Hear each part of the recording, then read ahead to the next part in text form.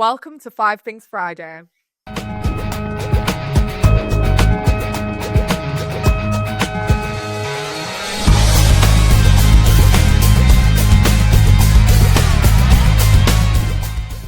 Hello, good morning, good afternoon. I don't know what part of Friday this is getting into your inbox or into your feed. Maybe even a Saturday or Sunday, but don't worry. My name's Alex. I'm the founder of the Retail Podcast and co-host of Five Things Friday UK edition. I help retailers stay relevant through thought leadership and creating those systems to help them. And this is my lovely co-host, my fabulous co-host, Simone. Fabulous. Love it. Hi, everybody. I'm Simone, co-founder and CEO of Need It for Tonight, also known as NIFT. I always say the easiest way to describe us is kind of like Deliveroo for quality fashion. So I'm working with lots of different retailers, helping them to implement rapid delivery. And as I learned, local as well as large ones, right?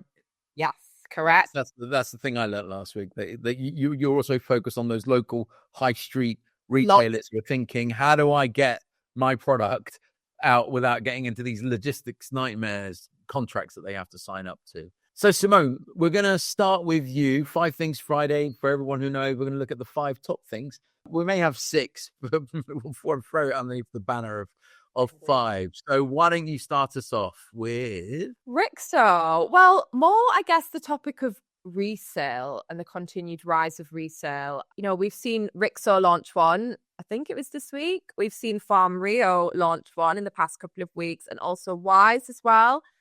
And the way it's been done is really becoming part of the brand's ecosystem. And what I find exciting about this is it's not just secondhand anymore. It's really about curation, community, and offering your customers, I guess, longevity and circularity, but in a more of a stylish and a more brand-owned way. You know, it's super elevated. And with RIXO, they've got this new resale platform. I think it's called, is it RIXO Reloved? I think it's RIXO Reloved. I might be making that up. name, they should use it. I know. On King's Road as well. Yes, they are. They're on King's Road. What, are they just up or down from Farm Rio then? A couple of doors down, yeah. Farm Rio, one of your customers? They are a lovely brand. But yeah, so RIXO Reloved, it's all run directly through their own website. Customers can upload their pre-loved pieces to resell. It can set the price, and once it sells, the buyer gets the item, but then the seller receives a RIXO gift card in return. So it's simple, and it keeps the whole process in brand. Because what I noticed is that it doesn't send the customer off to some random third-party reseller. It really kind of keeps them inside of this RIXO universe. And I just think what's smart is that it's not just about sustainability, it's also about customer retention. You know, you're giving loyal fans a reason to come back and shop again and really feel good about extending the life of their clothes. And I guess that while resale is obviously framed around sustainability, which we love, but what we're really seeing is that customers also love it for the value. You know, it's not just about doing the right thing. It's also about getting access to quality pieces at a better price point, especially with brands like RIXO and Farm Rio. You're not just buying random basics, you know, you're buying beautiful, elevated, standout investment pieces. And I think by being able to buy them pre-loved and maybe grab a dress that you missed last season for half the price, well, that's a huge win for customers. And the store credit is very clever. You know, they're getting money, they're getting store credit, and it's just becoming a real loyalty loop. So yeah, I thought that was really smart. I love it because it's tied into their physical store, right? So this is their Kings Road store. It says it here. They'll for certain garments they'll hold it in store, right? As in,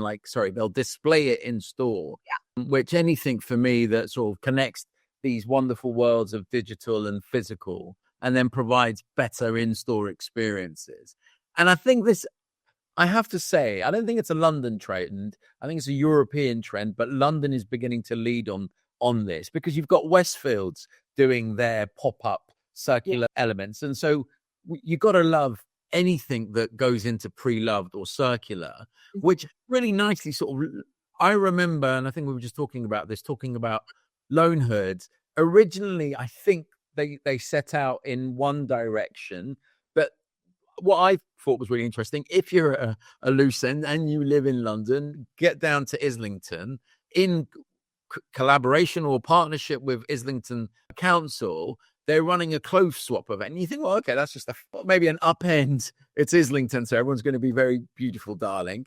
And, not as beautiful, darling, as a King's Road. So a little bit less than King's Road, but still beautiful, darling. What's interesting here is the credit system behind the way that Loanhood is running these events. Now, Loanhood, I saw that they ran an event in Manchester. So these types of community events where people bring their pre-loved, pre-owned items with a set bunch of rules.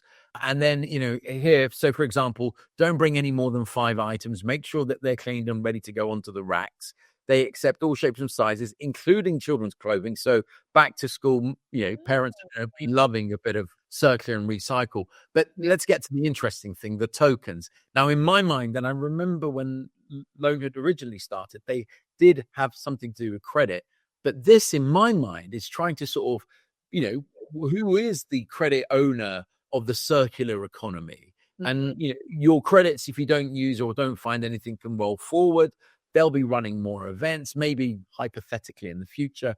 Your pre-loved event on the King's Road, you'll be able to use the credits from Loanhood. That's where I see them probably going with this. Yeah. And I think, again, it's a swap as well. I don't know how the swap works. I'll have to read how the swap works. But there is a swap mechanism as well. So, I think it's really amazing. I think this is the future. People are going to want more and more and more experiences. And I think London is leading the way because this is one of like 3 other circular events. And there's nothing bad about that. We just want more of these.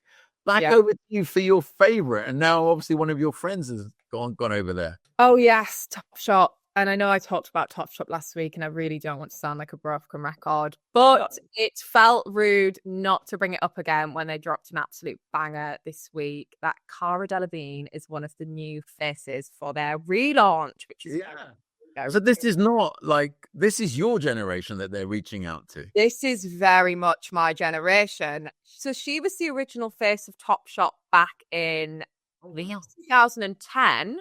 Oh my goodness. Along with Kate Moss. Now all we need is Kate Moss and it's going to be an absolute game changer. But yeah, she's launching a 30-piece edit, which will be exclusively available on topshop.com. Yeah. From I think it was August the 16th, which marks the return of Topshop's online standalone destination, which is very exciting. Apparently the collaboration isn't a one-off. Okay. They're planning for a full capsule collection in 26 and 27. And quote, it is built around sustainability, inclusivity, and high quality design. And I think what's interesting, like you just said, last week I was obviously questioning whether they were going after Gen Z, which isn't me, with a fresh brand moment, or if this was all about millennial nostalgia, which is me. And this, bringing back Cara, definitely feels like a win. Do you think they'll bring back Kate? Well, Kate's retired, right? Or is she still working? She still dibble dabbles and things. I mean, she did the whole thing with Coca-Cola last year. Was that last year? Okay. But if they brought her back, wow. Yeah. Well, I think I was trying to remember, like when you were talking about it, who owns Topshop, and it's obviously ASOS, right? So I think ASOS need, to be building that value, and I think Topshop's a fantastic brand for them to focus in on, because I think they've been really troubled over the years, and recently with their returns saga of sending emails to people saying, "Hey, we're no longer going to serve you because you've returned too many things." I think this is a positive thing for the UK, and hopefully back onto the high street. That's really would be interesting to see what this looks like in the real world. But I think the words they described it as well, pushing towards that kind of high quality sustainability, not fast fashion Jean or T. Right. Yeah, so it's me as a consumer, as I mentioned last week, 19-year-old me didn't care as much about those things.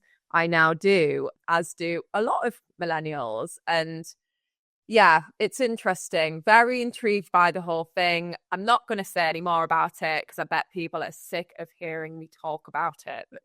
Well, no, because I'm still waiting for the Johnny and James jeans element to come back. And I thought you said Geordie. I didn't know it was Johnny. I know, I did. That really tickled. Anyway, so because it says here, obviously they are such a big brand that in the press release, I'm like, what the hell is Johnny and Jamie Jeans? But anyway, then before I do any more damage to my reputation, let's move on. So TOCO Swim, another clothing brand who have been all over Vogue and all the glamour newspapers. Obviously their swimwear, and I'm always a bit nervous about showing swimwear, but what they do really interesting, I find, is their loyalty program. And I think for me, why is this interesting? Because I always talk about physical retailers having to do better with building communities. And then, if I meet an exec from a retailer, they'll say, oh, but what are online DTC brands doing that we are not? And one of the things I'll say is engagement. How are you engaging with them? And they'll say, we've got loyalty points. Okay, what do those, what does that look like? And I think TOCO do a fantastic, and you mentioned this yourself, they've sort of taken from the airline industry where you get that premium feel, you get that where everyone is speedy boarding, right? Literally the whole plane speedy boards now. But Yes.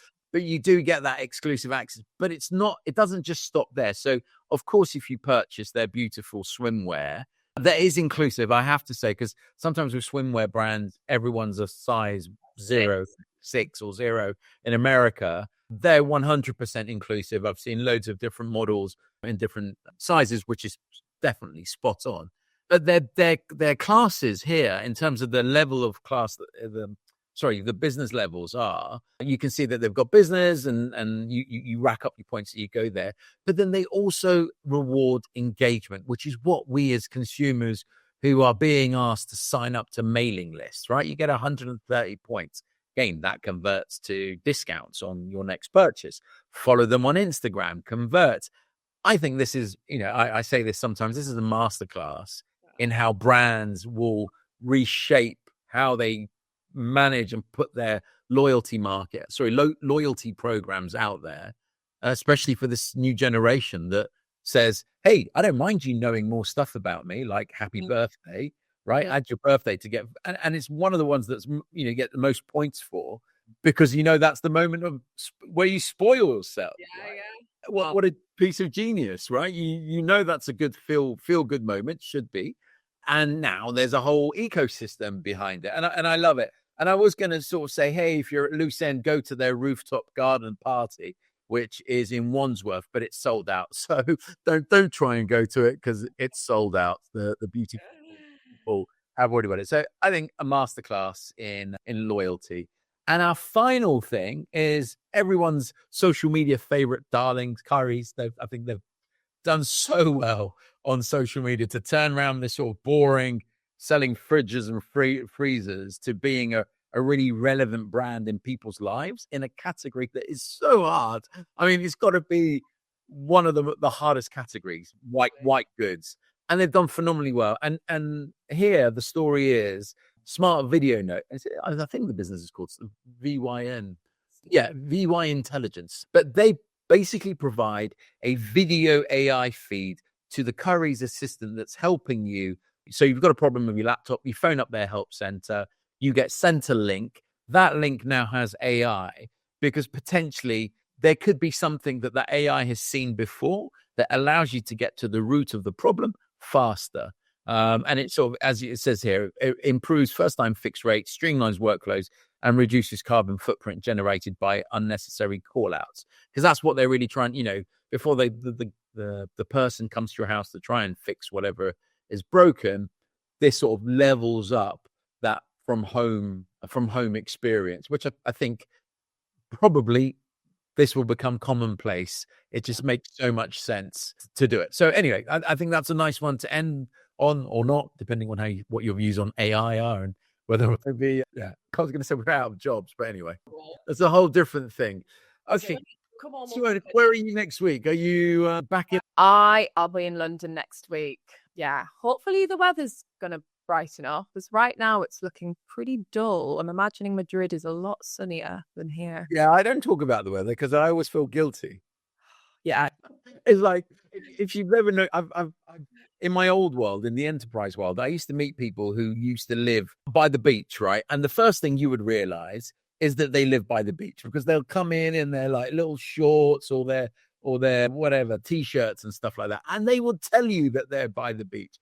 And I remember sat there on a Friday going, bloody middle of London, it's peeing down with rain. I promised myself I would never make anyone feel bad, so I never talk about it. But yeah, it's glorious. Well, that's very nice of you. I would be rubbing it in. Oh no! So next time I'll be with my pina colada sat my pool. We can do it from the pool side. So that'll probably take a hit. Anyway, Simone, thank you so much as always for giving up your time. It's been a blast. Until next week. Thank you. Until next week. Bye.